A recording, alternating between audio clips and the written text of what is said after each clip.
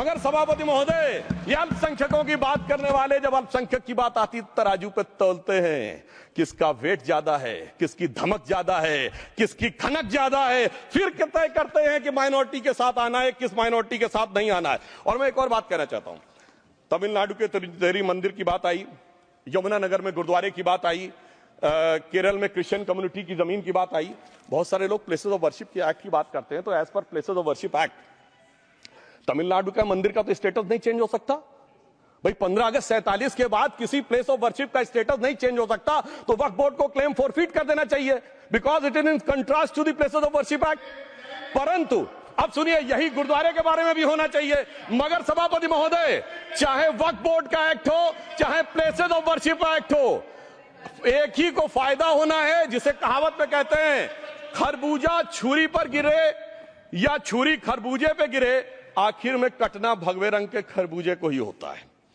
अब मैं यह भी बताना चाहता हूं कि इन संपत्तियों के द्वारा जो कुछ हुआ, उन्होंने इतनी चीजों को लिया है, इतनी चीजों को लिया है। एक पुराना उर्दू का शेर है कि मिटे नामियों के निशान कैसे कैसे, और ये जमीन खा गई आसमां कैसे कैसे। इस जमीन ने कैसे कैसे लोगों को अपने में समा लिया, इसकी तमाम तारीख गवाह है। अगर मैं इसमें बहुत डिटेल में जाऊंगा तो सदन का बहुत सारा वक्त जाएगा, परंतु मैं एक बात ये कहना चाहता हूं कि जब इतना ज्यादा आगे बढ़ गया तो फिर कोर्ट ने आगे इंटरवेनेशन करना शुरू किया। मैं डिटेल में नहीं जाना चाहता हूं। अभी कार्तिकेय शर्मा जी ने, बहुतों ने बोला सैयद फसल का case versus Union of Government, Allahabad High Court के केस को कहा, मगर Bashir versus State of West Bengal case में उन्होंने बहुत क्लियर कट कहा है कि Waqf is not a religious denomination in accordance with Article 26 of the Constitution, so the matter relating to the restricting the economic, financial, political and other sector activities that may be associated with religious practice under Article 25(2)(a) of the Constitution can be regulated by the state।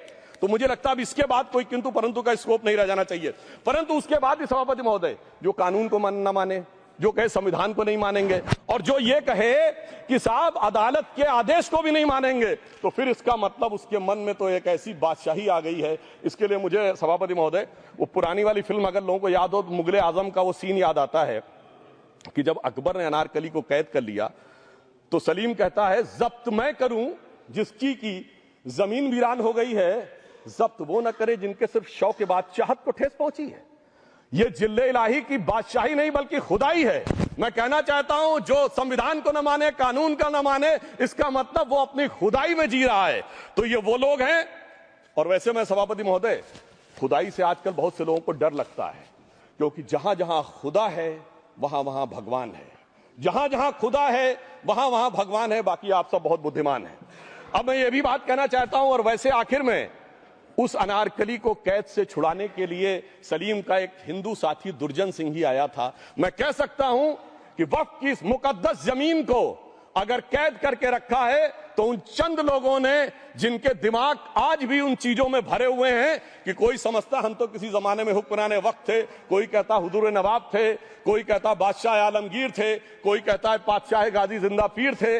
तो नदीमुल हक साहब ने जो बोला था ना, किसी के बाप का हिंदुस्तान थोड़ी है, बिल्कुल मैं कहना चाहता हूं, जिन्होंने इस देश के लिए खून बहाया उनके बाप का हिंदुस्तान है, उस गरीब मुस्लिम कारीगर के बाप का हिंदुस्तान है। पर जो ये कहते हैं कि आगरे का लाल किला किसके बाप ने बनवाया, आगरे का किला किसके बाप ने बनवाया, दिल्ली का किला किसके बाप ने बनवाया, हैदराबाद का चार मीनार किसके बाप ने बनवाया, उसके बाप का यह हिंदुस्तान नहीं है। और उसके बाद भी जो आप करना चाहते हैं, अगर इस रास्ते में आप कांटे बिछाना चाहते हैं, तो उनके लिए एक लाइन कहना चाहता हूं सभापति महोदय, तेरी तमन्ना है पर हम खार न बोने देंगे, खार कांटों को कहते हैं, तेरी तमन्ना है पर हम खार न बोने देंगे, तुझे हम राह की दीवार न होने देंगे, तू सबको रौंद कर आगे जो निकलना चाहे हम तेरी इतनी भी रफ्तार न होने देंगे। और इसीलिए हमारी सरकार ने इस विषय के ऊपर एक सही और सटीक प्रयोग करने का प्रयास किया है। मैं दूसरी बात यह भी बताना चाहता हूं, हमारे डीएमके के तिरुचि शिवाजी ने अनायास अकारण यह बात बोली थी कि उस समय जब जिन्ना का उल्लेख करते हुए उन्होंने कहा कि पार्टीशन के समय, तो मैं उनके सुलभ संज्ञान के लिए बता देता हूं, 1946 की कॉन्स्टिट्यूएंट असेंबली में मद्रास प्रेसिडेंसी में 30 आउट ऑफ 30 सीट जो थी वो मुस्लिम लीग ने जीती थी विद 95% ऑफ वोट्स, और एक भी मुस्लिम वहां के बाद बाहर नहीं गया। इसलिए मैं ईमानदारी से कहना चाहता हूं, फैक्ट को समझिए। और जो मद्रास प्रेसिडेंसी के मुस्लिम लीग के अध्यक्ष थे और पीजे पोकर साहब बहादुर और मोहम्मद इस्माइल वही बाद में इंडियन यूनियन मुस्लिम लीग के अध्यक्ष बने और उन्होंने 28 अगस्त 1947 को सेपरेट इलेक्टोरेट मांगे, जो कोई जाके कॉन्स्टिट्यूएंट असेंबली की डिबेट में पार्लियामेंट किया। आप वेबसाइट पे पेज नंबर 270 पे जाके पढ़ लीजिएगा। सरदार पटेल ने बड़े गुस्से में इस बात को कहा, अब जो हो गया सो हो गया, एक रात में दिल नहीं बदल गया, मगर अब देश के लिए कैसे आगे बढ़ना है उसके लिए ईमानदारी से आगे आओ।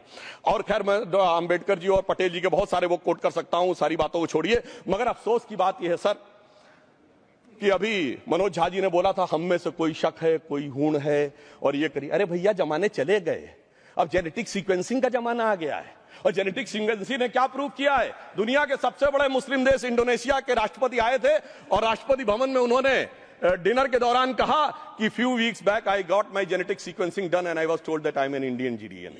अरे साहब कहां गुलामी की मानसिकता में पड़े हुए हैं सभापति महोदय। और यहां गुलामी की मानसिकता इस कदर पैबस्त है लोगों के दिमागों में। किसी सदन के एक सदस्य यहां विराजमान है, वो उस समय महाराणा सांगा का उल्लेख कर दिए। मैं ईमानदारी से कहता हूं एक भी इंडियन सोर्स में इसका उल्लेख नहीं है, सारे के सारे फॉरेनर्स और लुटेरों के सोर्स में उल्लेख है। इसीलिए मैं कहता हूं ये गुलामी के जिन्होंने गुलाम बनाया उनके सोर्सेस पे यकीन ना करिए। और वैसे थोड़ा सा आउट ऑफ कॉन्टेक्स्ट हो तो ये भी बोल दूं, हमारे सदन के बहुत सदस्यों को नहीं पता होगा, अलेक्जेंडर के आक्रमण का किसी भारतीय सोर्स में कोई उल्लेख नहीं है, पोरस नाम के किसी राजा का उल्लेख नहीं है, सिर्फ और सिर्फ ग्रीक में है। इसलिए गुलामी की मानसिकता से बाहर निकलिए, तब इन चीजों को आप सही ढंग से समझने में सफल होंगे। मेरा अब यह भी अनुरोध अपने सदस्यों के साथ है। वक्त की अवधारणा के बारे में बहुत कुछ बोला जा चुका है कि ये ओरिजिनली कहां से आया, पर मैं इतना कहना चाहूंगा सबसे पहले वक्त का उल्लेख आता है जब ससनिड एम्पायर को खलीफा उमर ने कैप्चर किया तो आज का जो सदर्न इराक है उसके इलाके को उन्होंने वक्फ डिक्लेयर किया और वो स्टेट के द्वारा कंट्रोल होता था। स्टेट के बारे में माननीय नड्डा जी ने अभी बताया कि बड़े बड़े देशों में किस ढंग से होता था। सर सैयद अहमद खान ने भी वक्फ को मूल इस्लाम का हिस्सा न मानते हुए इसके लिए मुजार शब्द कहा है जो शरिया के अंतर्गत आता है, और इसी के लिए उन्होंने फतवा आलमगीरी को भी कोट किया था। और इसीलिए 1894 की जो प्रिवी काउंसिल का जजमेंट जो आया था वो वक्फ अल औलाद के खिलाफ आया था। मगर सभापति महोदय 1906 में कलकत्ता कांग्रेस अधिवेशन में कांग्रेस ने प्रस्ताव पारित किया कि प्रिवी काउंसिल के जजमेंट में कुछ गलती है, इसे बदलना चाहिए। क्योंकि 1904 में जिन्ना कांग्रेस को ज्वाइन कर चुके थे, इसलिए मैं कहना चाहता हूं फिर 1913 में वो जजमेंट बदला कि हमारे सदन के बहुत से सदस्यों ने इस सदन और दूसरे सदन में बोला है। मैं एक सेंटेंस बोलता हूं, लगेगा जैसे वही लोग बोल रहे हैं। वर्ड ये है, कोट है, since the bill was introduce to administer the Muslim law for मुसलमान so the question of public policy does not arise. लगता है जैसे हमारे कोई सदस्यों में बोल रहा हूं। सर ये मोहम्मद अली जिन्ना ने अप्रैल 1913 में ही is use this word while moving the report of the select committee to the imperial legislative council. Sir 1913 से 2013 तक भाषा ही नहीं बदली और आज भी भाषा नहीं बदल रही है। हमें ईमानदारी से, और उस समय यूपी और बंगाल ने उसका विरोध किया था। आज यूपी और बंगाल के लोग किस तरीके से साथ में है वो पूरी तरीके से दिखाई पड़ता है।